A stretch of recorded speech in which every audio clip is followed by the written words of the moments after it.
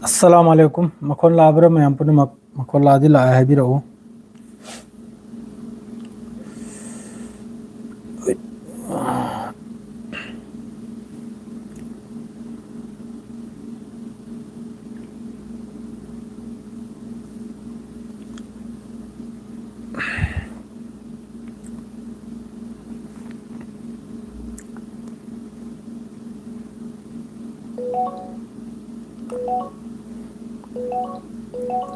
Namas loin bro mayam pun mak kare karam i pau no.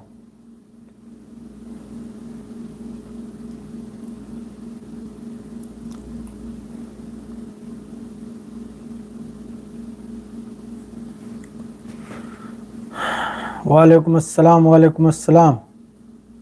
Rizwan Sheikh. Loire bro char bro. Aisu chaja lagle namas ole kha lagle. Nahi imanabam ki kida dawat laye. Koi makha se dani. Aduma gida iftar tang mana sayadana. Mai iftar tang manare adreidi namas ole maghrib adre kha la isini. Pausi yamna maru ebe paudi hojikta tension ho risi. Afghanistan sina soidamaki Pakistan mu nahi khiptare. Soidamaki Afghanistan sina yamna chawna Pakistan ki taraf tegi yamna chawna deadly strike khiptare ko. Sida mioi yamdre adu mioi tra ni pala dum sikhre. Adugulo ge da amango mi su kongai mi yaukre ko. Asi Pakistan Afghanistan ki taraf tegi promise ni promise to khre soidamaki adugi laman khumgrana. Walaikum assalam Tajuddin Khan Madhu Matungda Yendi Molbi Jubair Walaikum Assalam Anjar Khan Sida Thabuk Suri Mare ni Yam Nuai Rui Daurida Masi Arang Su Tawi Masi Gi Minai Se Arang Su Ma Tawi Awasum Masi Zompa Tauri Bini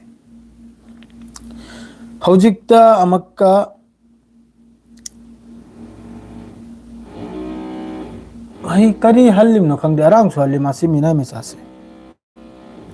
Donald Trump की तरफ तक अमक्का 15% अखोई tax तारीफ असी लगाए बगी पावम लाइको 15% सिदमान मयाम हमनी लो लांग अम मकर high ग्री से जो भी हो मयाम लासन अदुगा खुदा खान नूर 786 क्या फालक अल्हम्दुलिल्लाह जयपुर रोजा की मतांग ब्लू ब्रो जयपुर रोजा की पतंग ब्लू ब्रो करिनो इनान हर से खंगद्रे जयपुर रोजा की हर से करिनो खंगद्रे को आई ज्ञानम ताद्रे ताजुद्दीन खानम ताहिबिरो नसी दे कमेंट सो पागे दुई मथक्ता पाउ बुदी इंपोर्टेंट है बबू हजिक सिदा सी की टेंशन सिदा पीसी दौरी सी तोय दौरी सी इजराइल ने क्लियर वाने सी की लांसी करिगुंबा ईरान अमसुंग अमेरिका लांसी तौनब तारे असिदा पोप को दौरी सी इजराइल पोप को दौरमनी फुल डिटेल्स नहीं पूरा एक्यूरेट पूरा अदुन मरम होएगा हजिक इजराइल की तरफ तक वेस्ट बैंक दा जुलुम तौबे हेंजल्ले लेबनान दा स्ट्राइक तौबे हेंजल्ले माइके मरीदा मा होमना कल दा हजिक ताइना खराब नेतन्याहू दी नुमिचुबु चोंगनि लान तौरो ना असिदा हजिक अमक पावम थोकले बबु ईरान की तेहरान अमसुंग मस्दत हाइब्रा कनो अदुगुंबा एरिया दा यूनिवर्सिटी अचौबले मारे असिदा यामना चावना प्रोटेस्ट असिनबो अमेरिका की मतेंग अमसुंग ब्रिटेन असिगी मतेंग इजराइल की मतेंग दा मुसाद की मखोई की एजेंट मखैगा मादरेदी सोमना अमेरिका की एजेंट मखैगा वालेकुम अस्सलाम यामना चावना हजिक ईरान मनुंग द प्रोटेस्ट रिजिम सी चेंज तबगे लान दी आई वखलदा लान सी ईरान अमसुंग अमेरिका लान सी यावंद खजितंग वाट पलाइको मखोई की वारी वतांग अमा मखोई की हजिक स्टेटमेंट मोंग की पीरिसिनदी अदुई मथक्ता लान तगी न्यूज़ तग 24 घंटा लेबा आर्टिकल ते इबा मतिक मगुन लेखरबा प्रोफेसर कयागी मखोगी स्टेटमेंट से तारगा सिदा तोय दौरी सी सिदा चा दौरी चै चा दौरी सी सिदा समना हाइदा इजराइल खक्तनी चै चा दौरी से अदुगा अमेरिका की कसु नुकसान होइरोय अदुना मरम होइरगा आई वखलदा मयाम गी वखलदनी को आई वखलदा नते को मयाम गी हबदी लान की मरमदा article इबा light सोयबगी वखलदनी हारिसे lawn C ओइदबगी 10% 5% अदुपु 90% lawn ओइबगी chance लैसिने करिगा हबदी arang phawda ngasi yobda khajitang komi sini adumakbu Middle East ta lairamba makhoigi khuchu khulai jet fighter oigera air defense oigera among mong gi khuchu khulai ayambada hojik Europe lomda madre Jordan lomda ship oigera ko enu puthok nu chakra America ge taraf ta gi kari gi puthokrim naibda sida manung da kharni mamang da Iran gi aikhoigi Videsh Mantri Foreign Minister Abbas Arakchi na Qatar Saudi Arab Dubai Bahrain mafum da mana khongdaru amna ba khongdaru rega mana jo haining bu wa makhai do makoi gi kainom makhai dro lon wa makhai se hairam mamni karigumba sum to buta rega de khoi tarap tai sum lakane abdo step by step to lon makhoi da taklam mamna ba aduna maram oiraga adugi matung da inshallah adugi matung da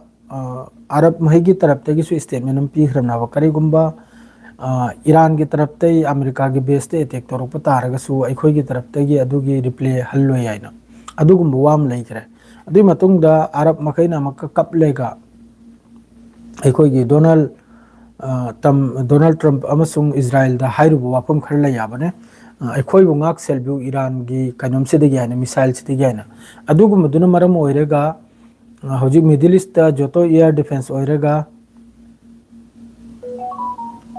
कराय दे ता दे दा chrome दे पाउनो MD आई हौजिकता कांथोय गे एंगिमने अदु दे साने braking power नि चोंथोर अनि अदुगु मोरे दि कराय दे अदु ओइ खिरो मखोइनो उल्टा तौबगी ओंको दनि हौजिक लैरिसे मखोइनो ने उल्टा हौजिक की ईरान की सुप्रीम लीडर अमसुंग महाक की मचानिपा असिबु लोइथोकपगी शहीद तौथोकपगी ओंको दनि हौजिक सु मखोइनो लैरिसे अदुगु मे पाव अमतसु कराय देसु अतोपा इंडिया की न्यूज़ अमा मद ओरमगनि को करेगा जैसी 24 घंटा से कम से कम 13-14 घंटा से अदुम कांथोरकपगा अदुम न्यूज़ मेहर अल जजीरा सिगुम से अदुम तौदन लेरमनाबा अदुम लेखरे हौजिकते यामना कन्ना कनो मोरिसे वायरल ओरिसे ईरान की सैयद 3G हरिसे सैयद से याद हानि मारे SAYY दिनी से याद हानि से याद 3G असिगिसी मखोइगी स्ट्रेट ऑफ हॉर्मुज तगी मासी परीक्षा तौबनी अदुगुम्बा मखोइगी एयर डिफेंस असिगी याम कन्न चर्चा ओरी अदुगा अमगा लोगेदा मखोइगी जुबुन हाइब्रा जोबिन हाइब्रा कनो अदुगुम्बा एयर डिफेंस अमगा ईरान की तरफ तगी थाजलो अदु सिददी यंगो अल मेहर सिदसु करिमता लेते कनोम खक्तगिनी सिदा ईरान की IRGC की तरफ तगी बॉर्डर टर्म न मखोई की फोर्स अदुई मथक्ते ईरान दा 8 लाख निपाल नि ईरान की सेपाई से ब्रो में लाख निपाल सी पूरा हौजी हाई अलर्ट नि पूरा रेडी दनि लान की दमकता ईरान की लाख निपाल से सिम खंगजलो से हमेशा सी की पाउस मिलित थाउई हौजिकता दोमिकतेन अचौब थ्रेट और से करम बना जोर्डान से दनी हौजिक अमेरिका की करम्बा दुआ सोंजल खरमनो डोनाल्ड ट्रम्प ना कम्बा परा सोंजलेगे तहल खरमनो खंगदे को जोर्डान से F-35 हुम्फू प्लस 60 प्लस ने लेरिसे अदुगो लोगे द मोंग गे मोइगी रेप्टार टैंकर असिन सिंगबा अदुई मथक्ता पूरा याखोइगी साउनी हाइद्राने इलेक्शन मतम दक्राक सेंटारम दा CRPF मैम चंगलेगा युमजल खिबदो अदुई मोंग दु दनी हौजिक की जोर्डान की बेस सिदा अमेरिका की एयर डिफेंस थार पेट्रियट अदुगो लोगे दा अतै तै मोंग की असि पुनमक्से दो हौजिक तौरा हाइदा सिर पोप तौरिदी इजराइल खक्तने ब्रो मैम अइना हौजिक तौरसे लाइव नेट का दुम होय मैम का दुम वारी से नै नरिमने मैम लान लोबिगनु सिदा चै जादौरिसी असाइगे अइना लाइट लाइसु हाइबा लान की मरम दा खंगबा नि खकना हाइने हाइबसिदा हाइदिसे अमसी हनुबनी IDF तगी रिटायर होइबा मिनी मान हारिसे मानी लान तौनिबा मोंग मानदे करेबदी लान तौनिबा मोंग मानदे अबदी नही सेगी वीक से खंगदरमी नही नुमदांगदगी मथंगी इराय थांग से सिफावदा लाइबा वीक सिगी मनुंगदा लान तौद्रदी सुतौ तररोय लान ngamro करिगाबदी अमेरिका सु कीरिमनी अदुई मथक्ता हुजिकी मागी एयरक्राफ्ट कैरियर ओइगिरा डिस्ट्रॉयर ओइगिरा पर्शियन गल्फ ओइगिरा माद्रेदी गल्फ ऑफ ओमान वगैरह असी मखैसिदा असीगी समंदर चंगल इसे ईरान की हौजिकी लैरिबा मखोइगी मिसाइल ईरान की ड्रोन असी मखैसिना लोइना रेंज ता फंग्याबा अदु मागी डिस्ट्रॉयर वगैरह असाइगी एयरक्राफ्ट कैरियर से नाकने निगाई अदुग लोगे चलिमनी दो एयर डिफेंस सिस्टम सु याउदुनी चलिमनी मोंग मोंगी खुजुहुला याउदुनी चलिमनी अदु मखैदुना कयारक नाकनी ईरान अमकी ड्रोन लिसिंग अम थाजलकपदा ड्रोन चामपल अम इंटरसेप्ट तौखरसु चामम दि हिट ओइदोना अदु कुंबै कोक्तसु सानरिमना अदुनने असाइगी लान की मरमदा खंगबा आईडीएफ तगी रिटायर ओइबा हलदुना हाइरिदो आई ओइरदी कुनोदिनदा आई ओइरदी अमक्ता फावबा ईरान का लान तौनरोय हाइना माना करिगुंबा मकोक चिंगबा होजिकता मुसाद की मकोक चिंगबा ओइबा तारगना आईडीएफ की मकोक चिंगबा आर्मी की मकोक चिंगबा ओइबा तारगदी ईरान का कुनोदिनदा लान तौनरोय हाइना करिगायदी ममांग दुदा ईरान की तरफ तई मिसाइल फायर तौबसिदा मिसाइल चामरुम खक्तनी हिट ओइखरिसे अदुरा ईरान की तरफ तई स्टेटमेंट पिरेबा 5% खक्तने आने सीजनरिबा मखोइगी मिसाइल मखोइगी फैक्ट्री दगी मखोइगी कनम तुंगजन थम्बदगिने 5% खक्त लौथोकपदा इजराइल की 5% लॉस नाबा असाइगी अहल सिनार सिनबु करिगुंबा 5% सीजन अब द इजराइल 5% लॉस और हौजिकती मिसाइल ईरान की मखुत्ता खुर्रम शहर वगैरह माद्रेदी अतो अतोप बैलिस्टिक मिसाइल मखोइगी मोंग मोंग की मिसाइल वेरिएंट सी कुल तरेनी लेरिसे ईरान द कुल तरेत की मथक तोरमनि सोइदमकी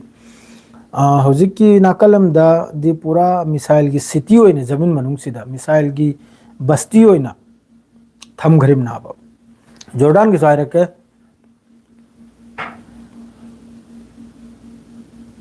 Jordan Iran oil field mine offer तौखरे यूएस ता सैल्यूटर न मयाम द सलाम तौजरी वालेकुम अस्सलाम ब्रो की कमेंट से चटके कदोमो ब्रो की कमेंट से करिनो खंग्रे चाइना रशिया मतंग लोइना हरके अमेरिका न लांसी हंदकपा तारदी ईरान सुपर पावर ओइबा ताबनी ब्रो मानी अदु सिदा असल पोद है बु असाइगी हाइरिसे मोय अखंग बसिना हारिसे सिगी मतंग सिदा अमेरिका सु नाथोक्तन चेल खिनी अमसु नाथोक्तन चेल खिनी मरक्ता फांसी हौदरु से इजराइल खक्तन है करगे ईरान की तरफ ते हजिक 2000 रेडी नि हारिसे लिसिंग अनि रेडी नि मिसाइल हार से मासी लोइना अमेरिका की बेस अमसुंग इजराइल तादरुम नाबा 12 डेज वार दा शॉर्ट ओइग्रिमनी इंटरसेप्टर मिसाइल इजराइल की मुन्ना सी ताजलो 12 नुमित तरानी थोइनी लान तौबा कांदा ईरान न खजिक्तने सीजन रेदो पावर अदुरा मखोइगी मतमदुदा रशिया नसु ईरान बोदु यामनु मतेंग तौद्री चाइना नसु हजिक जिस तरह हजिक चाइना की तरफ तगी डाटा कलेक्ट तौरग पीरिबा है फलाना सिगुंब बेस्ता अदुक फ्लाइट लेरमी नसी योबदा अदुक कोमी खरे अदुक हेंजलक लाइने डाटा पीरिबा है अदुगी लान मतमदुर पीदाबा हजिकती अदुगुंब डाटा सुला कदरुम ईरान दा अदुसु येंगिमनी अमेरिका इजराइल ना मुन्ना ताजलु सिब्रो मया मतमदुरदी चाइना अमसुंग रशिया की तरफ तगी मिडिल ईस्ट से करी हलचल ओरे हाइबगी डाटा दु ईरान द पीदे हजिकती पीरिम नाबा अखोने लेरे मफम बेस सिदा कयाम पुथोखरे कयाम पुजलकले जॉर्डन द कयाम पुरए कयाम पुजलकले दो सोशल मीडिया द थोलक्तरसु मनुंग द असि पुनमक शेयर तौरिम नाबा चाइना रशिया ईरान असि पुनमक से अदुकुंब पुनमक तुसु अमेरिका सु खंगिमनी ईरान सु खंगिम नाबा रशिया इजराइल सु खंगिम नाबा अदुना मरम ओरेगनी मनिंग हंतक तौरिसे मखोइना अदुगा सिदा वाम हाइरेबा मखोइबु 5% गुंबा 6% गुंबा ईरान की ऑयल साइट माद्रेदी गैस साइट बिजनेस की कनोम पीबी अमो पीबी हने सिकुम वासु मयाम हाइरेबने अदुगुम दुसु नैनरी अदुगा हजिक पावनबु मयाम संदोइको यूरेनियम इन्वेस्टमेंट 3.6 अदुगुम परसेंट खक्ता तौहाइना अमेरिका की तरफ तगी अब्बास अराक्ची की स्टेटमेंट निको अमेरिका की तरफ तगी यूरेनियम इन्वेस्टमेंट सी अदुक तौ 0 तौ 1.5 तौ हाबिगी वाफम से करीमता लेते सिने अमेरिका की तरफ तगी हजिकी अरांग हल जेनेवा द फम वाफम दुरा अमेरिका की तरफ तगी बस एग्रीमेंट न्यूक्लियर अमसुंग मिसाइल प्रोग्राम असि खक्तनी मखोइगी वासे सी पुनमक्सी मयाम दा हाइरेगदी मयाम नाम का कसु खंगदे हाइरासु याइ को यागुंदा अइना खंगबम लै मयाम सु दुश्मन सी आई खंगिमनी इजराइल से दुश्मन नि मयाम की तौदब यादब करिगायदि मागी खसलत मागी लमचत व्यवहार न मयाम न माबु दुश्मन तौबने अदुगा हौजिक मिडिल ईस्ट तौरिब पुनमक से ब्रो मयाम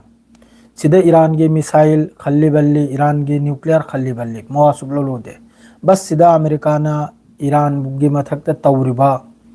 असी करिगिनो हाइबदे डोनाल्ड ट्रम्प में जो तो स्टेटमेंट 10 days 15 days अदुगी मनुंग एग्रीमेंट तो अता तो हडो करीमत नत्ते लान तौरेगो और सुमा रिजिम चेंज तौगदोरिमनी मागी मकसद हाइबबु ईरान की थाव की कुहा से असी माई मथौ ताई लोइरे मेन मकसद अदुनी ओनली अदुगा इजराइल ने तौरिसिनबु मागी ग्रेटर इजराइल दो मागी अचौब लौजलबगी लम पांब सागैनि दोना लम पांब सागै नाबा मयाम अदुम ज्ञान तारोबा इजराइल से लम यामन पांब सागैनि अदुगी चासुनी खंगिब्राने अदुनी इजराइल ने पामिसनो मागी अचौब लम से लौजल होबा माइके मेरी दगी सीरिया दसु काबकम लौजल करे गोलान हाइट पिथोरो हाइ करे लेबनान दसु काबकम चंगजल करे मादरे मसर दसु हजिक तंखाइम ले भाई मसर गिनी खंगिब्रा हजिक रफा क्रॉसिंग कराते हंजल लेगले भाई मसर गिनी लौजल करिमनी लोइमक अदुम तौदना हजिक सोम दगी लौजल अनि यमन दसु लौजल अनि मादरे दी अखोइन लेरिसु ताल अनि अदुगा मागी अचौब मकसद तो अदुनी नेतन्याहू की मकसद लम करिगदी हजिक सु वेस्ट बैंक द येलो लाइन 60% गाजा द 60% हजिक इजराइल की कंट्रोल दनी अदुगा सो हजिक अमक्का येलो लाइन सिदे खर तौरे चंगजल इमने येलो लाइन है ना साइगी नापित खरना नापित मचुम चाब खरना सिसफायर ने तौरम बदो सिसफायर दो तौरम दबिदा लान तौनरेगा तुम खरजु फरबा अदुना तबदे सिसफायर ने तौरमरेगा ngasi of the 603 times 603 चात्रुक का अहुम लक सुरे मकोइना बोइलेशन तौरिसे गाजा सुक्त पी आइदा गाजा किस्नुआइदा मी लिसिम गो चात्रुक की मथक अशोक पनी मी चात्रुक चात्रे रेन सीखरे शहीद होइखरे सिसफायर की मतुंगदा असाई की खाव पाइबा अदुगा हजिक मकोइना पीस गाजा पीस हैना गाजा पीस त मकोइ की फाउंड कारिबा पैसा मकोइ दु गइनो बिजनेस की बिल्डिंग साबगी 5 स्टार साबगी 10 स्टार साबगी माद्रेदी कनम तौबी मखै चोंगरनी दना फनेक थोपी महे अदु चोंगहलगा पैसा तालबगी वादो बुजिरब्र ब्रो मैम अदुनी करिम सिसफायर तौर में मखै न गजाबु योंथोक्लमिमनि लोरे गजाबु इजराइल दगा माद्रेदी कनम अमेरिका दगा योंथोक्लमे लोरे अदुगिनी हमास न सुबिया यारो यादो करिगादी मागी 20 पॉइंट दुरा हाइबम लैरियाबा अफाब होस्टेजेस मखै थादोकपा अदुगी मतुंगदा फिलिस्तीनी मिली सिंगनी जेल दा लेबा उमर केट लोइबा अदु थादोकपा माद्रेदी असि बक्सांग सिंगनबा अदुगी मतुंगदा सेकेंड ला आइजे करिनो बॉर्डर हांगबा अदुगा गाजा की दमकता अच्छा थक हिदाक लांगदक लोइन चंगहलपा हजु भव पोरम चंगदे राफा क्रॉसिंग मखोइना हांगनिंगे हांगनिंद्रे हांगदे अदुनी गाजा से पूरा योलिमनी अदुगिनी हमास की तरफ ते कंडेम तौरइदो अदुना अदुक चाउनदी गाजादा करी लेरी कसु लेते होजी केम खक्तनी लेबाक पूरा शमशाननी अदुरा अखोई की तंबूर मचा मचा खल्लेगा स्टार टांगिमनी अमा टांगिमनी कसु लेते bro ma'am हन्नसु येंगदे कनामता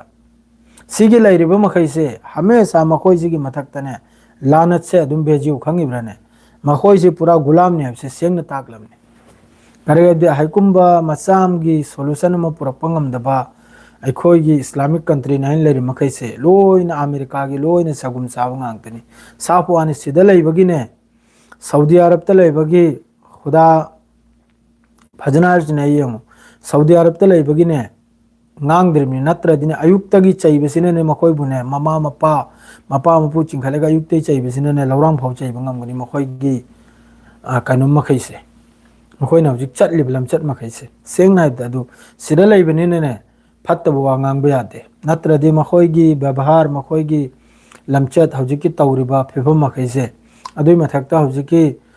epstein file dakra loini yawrak khramni a to z loini yawrak khramni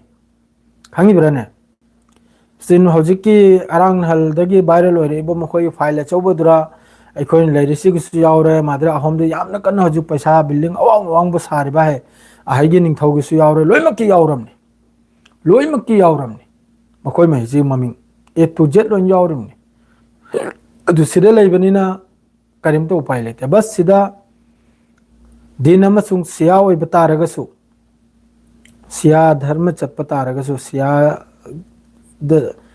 लेब तारगसु पूरा कनम द हिम्मत अचुम द लेप्तन लेबंगम बसे हुजिक तैन ओबदा बस ईरान कक्तनी करेगदि असुक याम पेसार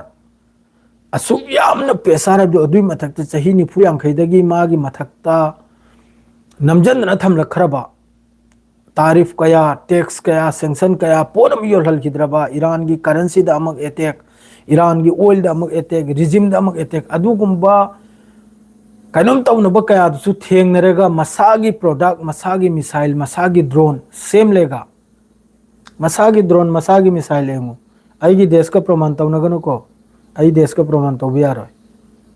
आई देश का प्रमाण तो बियारो मसागी प्रोडक्ट हाइरिमनी हौजिकतबु रसिया अमसुंग चाइना की खजिकतंग मखोइगी कैनोमदुना मागी रेंज लांग अमा पावर से कल इमनी खंगिब्राने अदो हानदी अदो याम कलम न हौजिक आरोन पावरफुल ओइख्रमनी ईरान से बहुत मपांगल कलमनी मयाम सिम खंगो करिगाइबदी अमेरिका गुंबबु इजराइल गुंबबु चैलेंज तो बार से अपिका सागी वा नत्रमनी सेंगना हाइबदा रेडी ने ना हाइबदा वाल ओइख्रमनी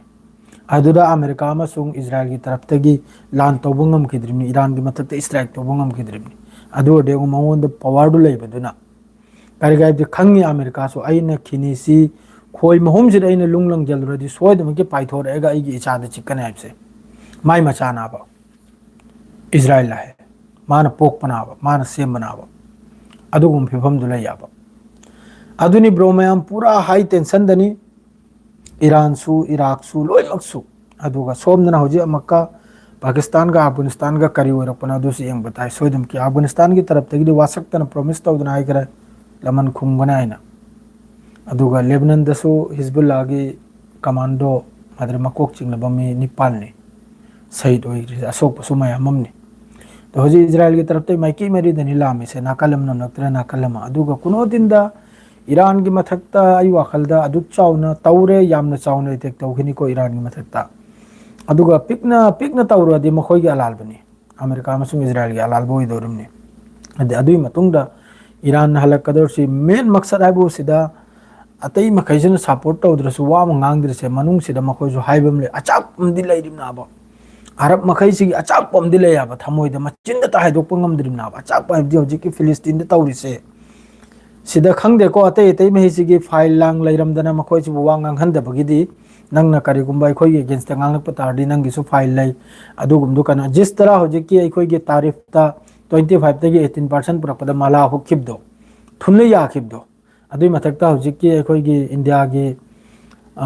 सिटीजन अमेरिका दा अदुना केस लांग अमा मतौरगा सुप्रीम कोर्ट ता अदुई मतुंगदा हौजिकि तारीफ सि कखरिमनाबा 0% होइखरिमनाबा अदुई मथक्ता समको डोनाल्ड ट्रम्प ने लगाइना ना 10 to 15% लगाइना हरिना अदुगुंबा एग्रीमेंट तौखरिबा तारीफ याखरिबा 18% मदुगुंबा जेसा पोट अमा इजराइल अमेरिका की मखुत्ता अखोई गवर्नमेंट सिगी लैरमगनिरा अदुम तौदना हौजिकि सिदा लैरबा निंगथौ अमा सिगी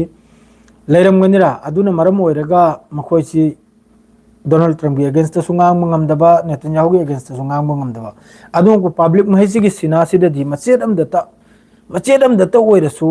वालेकुम अस्सलाम फिलिस्तीन से यावरिमनाबा फिलिस्तीन की अंगांग मखै पिकलबा शहीद ओइखरिबा माद्रेदी इजराइल की तरफ तै लापना फमलेगा स्नाइपर ना आईडीएफ ने स्नाइपर ना मीगी ममित त मीगी मकोक त मीगी सिनादा अदुसु चाही अम फाबा चाही एनी फाबा चाही मंगा पूरा हाइरगा अमक मखोई महिसिगी पुंसी अदुम इहौरमनी स्टोरी दले हौरमनी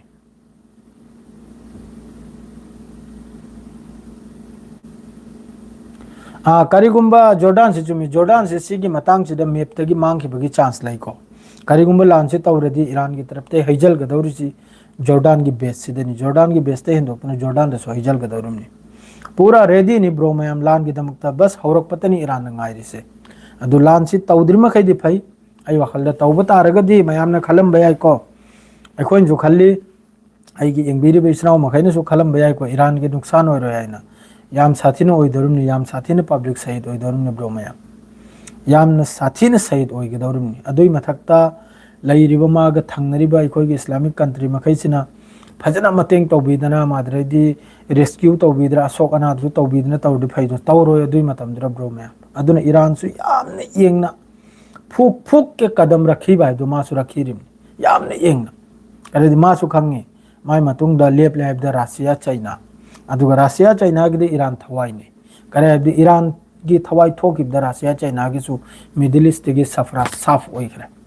मिडिल ईस्ट सिदगी सिगी रीजन सिदगी ईरान तुखि मतमदा रसिया की लोइखरे चाइना गिसु लोइखरे सिमखम अदुना लास्ट मूवमेंट फाउबा लास्ट अलोय बिगिनिंग सा थोकदौर है फाउबा रसिया अमसुंग चाइना की तरफ तगी ईरान बु सपोर्ट तौगदौरिमनि सिमखम अतै कनामतन तौद्रसु अनिसिना करेगबदि अनिसिगी थाव थुम चाक ईरान दगी ओइरगा चटलिमनि स्ट्रेट ऑफ हॉर्मुज सिदगी थोइमनि मखोइगी चिंजाक से अदुना ईरान तुखिबदा ईरान के रिजिम चेंज ओइखिबदा ईरान के आली खुमेनी तुखिबदा आईआरजीसी तुखिबदा अमेरिका न मागी कटपुतली फमलग्रनी रशिया बु खुमांग काउथोग्रनी चाइना बु खुमांग काउथोग्रनी मागी जिस तरह हजिक वेनेजुएला द तौरबाय आसिगी मवंग जिस तरह हजिक इराक द तौरबाय आसिगी मवंग जिस तरह लिबिया द तौरबाय आसिगी मवंग अइना कुल्लु अइना पीगनु अइना योलु जिस तरह हजिक इंडिया द तौरबाय मवंग अखोगी प्राइम मिनिस्टर बु नंग फलाना दे लौगनु जांगों दे लौ माउं दे लौरेदि नंग मथक्ता दुक तौनी अता तौने की हलिबा आसि मवंग अदुनि ब्रो मयाम हजिक की सवाइ सरे लोइजरगे सलाम अलैकुम आइजु तुमनिंग नापतुम तुम थोके तराबि मतम नापतम वाली नापतम उइ थबि याब्रेंगे मिछि याम नारे ngasi गुड नाइट ब्रो मयाम